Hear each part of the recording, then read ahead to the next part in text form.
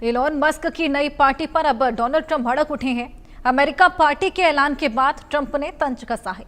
पटरी से उतर चुके हैं इलॉन मस्क। ट्रंप ये बोलते हुए नजर आए, तीसरी पार्टी शुरू करना सिर्फ भ्रम पैदा करेगा।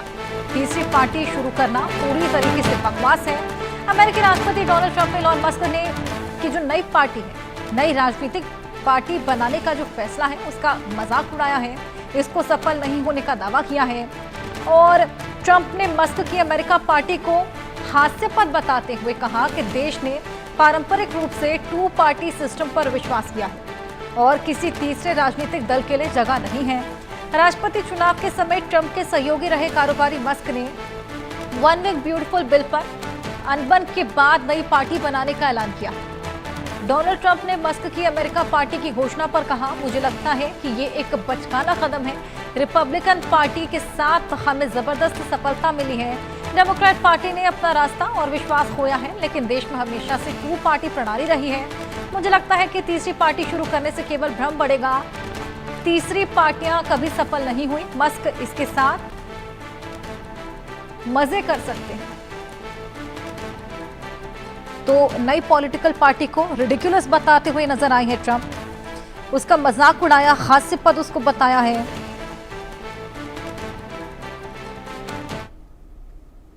I think it's ridiculous to start a third party. We have a tremendous success with the Republican Party.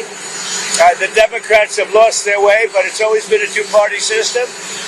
And I think starting a third party just adds to confusion. It really seems to have been developed for two parties. Third parties have never worked. So he can have fun with it, but I think it's ridiculous. चलिए, इसे पूरे मामले को लेकर बात करेंगे। हमारे साथ अरविंद सिंह तेजावत जी जुड़ गए हैं, जो कि विदेश मामलों की जानकार हैं। बहुत स्वागत है सर आपका। जिस तरीके से सर यहाँ पर इलॉन मस्क ने ऐलान कर दिया है अब नई पार्टी बनाने का, लेकिन ट्रंप इसको हास्यास्पद बता रहे हैं, इसका मजाक उड़ा रहे हैं, क्या लगता है कितना सही? हर्षा जी, ये मुश्किल जरूर है, पर बिल्कुल वैसा हास्यास्पद नहीं है जैसे कि ट्रंप साहब ने कहा है।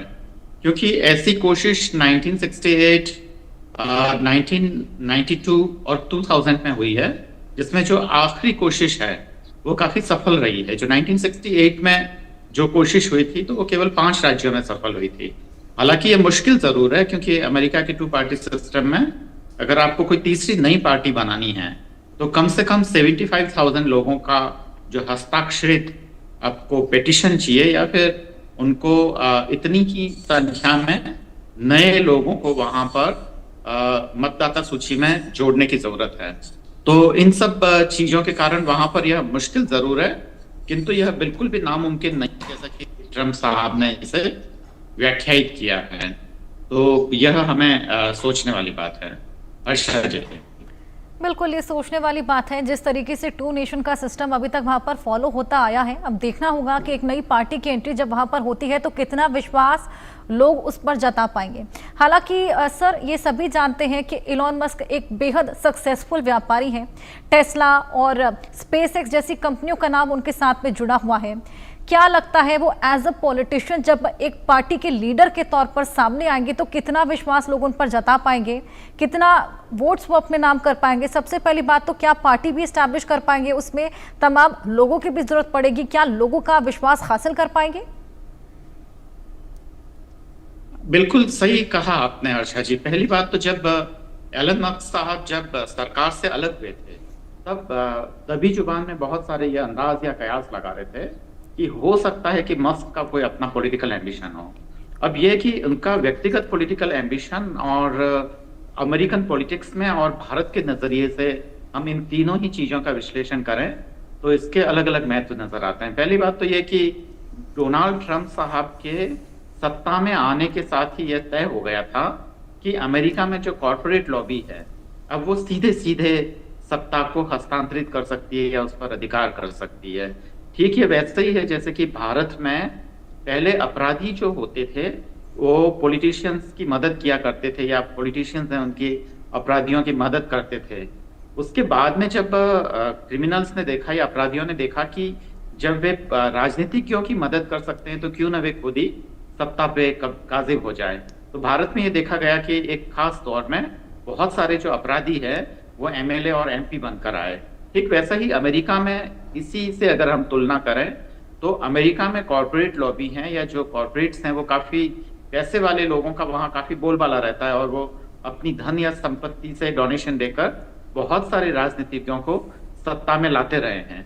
ट्रंप के जमाने से ये देखा गया कि जब वो राजनीतिज्ञों को सत्ता में ला सकते हैं तो क्यों ना वो खुद ही आ जाए सत्ता में। तो ये ट्रंप के और एलन मस्क अगर हैं तो इसकी अगली कड़ी होगी।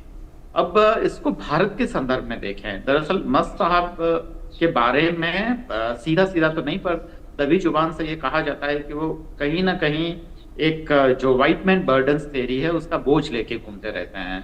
और इसीलिए आप देखेंगे कि जब जब उन्होंने चाहे वो ट्विटर पे अपना कब्जा किया हो या तमाम चीजों का अधिग्रहण किया हो तो वहां से उन्होंने भारतीयों की छटनी की है। तो कहीं ना कहीं भारत के लोगों के प्रति या कहीं उनके अवचेतन मन में खासकर जो व्हाइट नहीं है तो उनके प्रति एक खास तरीके का दुराग्रह देखने को मिलता है। तो अगर मस्क सत्ता में आते हैं तो भारत के या भारत जैसे तमाम देशों के वह हित के तो नहीं होंगे। दूसरी बात यह कि खुद मस्क जो है वो अमेरिकन मतलब अमेरिका की धरती में पैदा नहीं हुए हैं और अमेरिका का कॉन्स्टिट्यूशन ये है रोकता है उन्हें कि अगर वो वहाँ पैदाइशी अमेरिकन नहीं है तो वो राष्ट्रपति भी नहीं बन सकते हैं। जैसा कि ऐसे बहुत सारे केसेस में हुआ, काफी योग्य लोग भी अमेरिका के राष्ट्रपति नहीं बन पाए जबकि वो काफी पॉपुलर थे, क्योंकि अमेरिकन जो संविधान है वो इसे रोकता है। और तीसरा ये कि क्योंकि अमेरिका में कॉलेजियम सिस्टम है, वहाँ ऐसा नहीं है कि खास प्रतिशत लाने पे आपको एक राजनीतिक दल के तौर पर मान्यता मिल जाएगी। और दूसरा ये भी है कि अमेरिका के जो अलग अलग स्टेट्स हैं उनका अपना संविधान है, क्योंकि वो सारे फेडरलिज्म में आते हैं। तो एक फेडरल स्टेट होने के कारण अमेरिका के राज्यों के पास भी तमाम शक्तियां हैं और वहां पे मतदाता सूची बनाने का एक अलग ही तरीका है। तो हर एक राज्य के अकॉर्डिंग एलन मस्क को तैयारी करनी पड़ेगी। और अगर ये ना भी होता है, मैं अपनी बात समाप्त इस बात के साथ करूंगा, तब भी मस्क साहब काफी फायदा ले लेंगे, क्योंकि वो अगर मान लो रिपब्लिकन उम्मीदवार भी होते हैं तो ये सारी कयावत उन्हें काफी मदद करेगी। सर, मैं आपके पास वापस आऊंगी। खबर क्या है आइए लेमन टर्म्स में हम अपने दर्शकों को समझाने की कोशिश करेंगे। अमेरिका ने इलॉन मस्क ने पार्टी का ऐलान किया है। इलॉन मस्क की नई पार्टी का नाम है अमेरिका पार्टी। अब मस्क डोनाल्ड ट्रंप को सीधी टक्कर देंगे। देश को एक पार्टी सिस्टम से आजादी मिलेगी, मस्क के बोलते नजर आए। पटरी से उतर चुके हैं इलॉन मस्क, ये ट्रंप बोलते हैं। तीसरी पार्टी शुरू करना सिर्फ भ्रम पैदा करेगा। बिग ब्यूटीफुल बिल के बाद ये पूरा घमासान देखने को मिला, जिसके बाद हमने देखा इलॉन मस्क ने रेजिग्नेशन भी डाल दिया था और ये भी कहा था कि बिग ब्यूटीफुल बिल अगर पास होता है तो मैं एक अपनी नई पार्टी फॉर्म करूंगा। और इसके बाद एक्स का पोस्ट करते हैं और ये बात को आधिकारिक तौर पर पुष्टि मिलती है कि वो एक नई पार्टी का फॉर्मेशन करने वाले हैं, जिसका नाम उन्होंने अमेरिका पार्टी रखा है। और यहाँ लोगों से ये अपील की गई है कि जो भी अमेरिका में बदलाव देखना चाहता है वो मेरी पार्टी का समर्थन करे। सब मैं आपके पास वापस आऊंगी। सबसे पहले तो अगर आप दर्शकों को बिग ब्यूटीफुल बिल के बारे में थोड़ा सा लेमन टर्म्स में समझा सकें और क्या विवाद इसको लेकर, क्या वजह है जो इसको इस तरीके से इलॉन मस्क नकारते हुए नजर आ रहे हैं। ये हम इसके पूरी अगर हम डिटेल में ना जाएं तो इसको हम संक्षेप में यह समझ सकते हैं कि वो बेसिकली दो हितों का टकराव है। और एक तरीके से इस बिल के बाद में अमेरिका में बहुत सारे जो लीगलिटीज को लेकर या बहुत सारी परेशानियां पैदा हो गई है, जिसमें ट्रंप साहब ने अभी इसी बिल का सहारा लेकर बहुतों को ये धमकियां दी है कि जो अमेरिका की पैदाइश नहीं है हम उनको वापस अमेरिका से बाहर निकाल देंगे। तो ये उसमें उनके काफी विरोधी भी हैं और काफी तमाम लोग हैं। संक्षेप में ये समझे तो ये दरअसल इस बिल को लेकर इतनी लड़ाई मुझे नहीं लग रही है, क्योंकि ऊपरी तौर पर तो जो एलन मस्क साहब है वो यही कह रहे हैं कि इसको लेकर उन्हें असहमति थी इसलिए रेजिग्नेशन देना पड़ा। पर मुझे लगता है कहीं दबे तौर पर दरअसल मस्क साहब की अपनी जो राजनीतिक महत्वाकांक्षाएं हैं वही मुझे लगता है कि इसके मूल में है। जी बिल्कुल अरविंद जी, हमने देखा है कि ट्रंप अगर किसी के पीछे पड़ते हैं तो वो साम दाम दंड भेद लगा देते हैं। जिस तरीके से हमने देखा कि कभी टैरिफ बढ़ा देते हैं, अभी ब्रिक्स के देशों से भी वो ना सहमत थे तो उनके ऊपर 10% अतिरिक्त टैक्स उन्होंने लगा दिया है। ऐसे में अब वो इलॉन मस्क के पीछे भी हाथ धोकर पड़ गए हैं। क्या लगता है किस तरीके से इसका खामियाजा इलॉन मस्क को भुगतना पड़ सकता है? क्या उनकी सिटीजनशिप भी छीन ली जा सकती है? धमकी तो ऐसी ही है दरअसल ट्रंप साहब की तरफ से देखें, पर दरअसल ट्रंप इतने मजबूत हैं नहीं, वो ऊपर से दिखाई देते हैं, अंदर ही अंदर वो बहुत ही कमजोर व्यक्ति है। क्योंकि जैसे ही टैरिफ की धमकी दी, न तो उसे कनाडा ने माना, न यूरोपियन यूनियन ने, और भारत भी बिल्कुल कह दिया है कि वह पूरी तरीके से अमेरिका के उन शर्तों को नहीं मानेगा। चीन के सामने भी झुकना पड़ा है।